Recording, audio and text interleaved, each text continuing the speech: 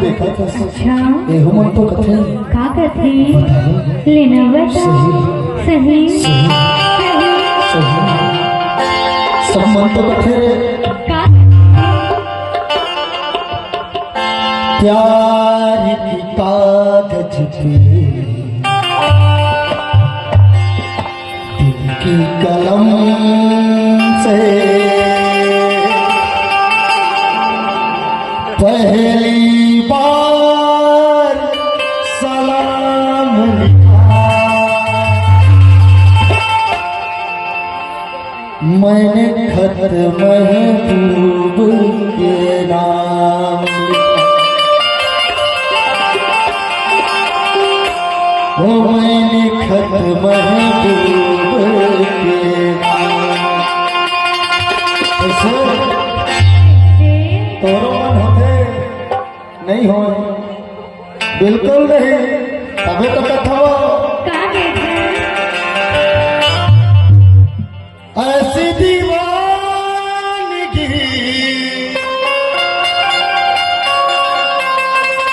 देखी नहीं कहीं मैंने जिस लिए जाने जाना दीवाना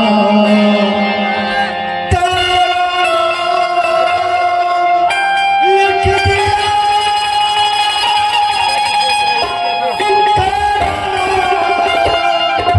लिख दिया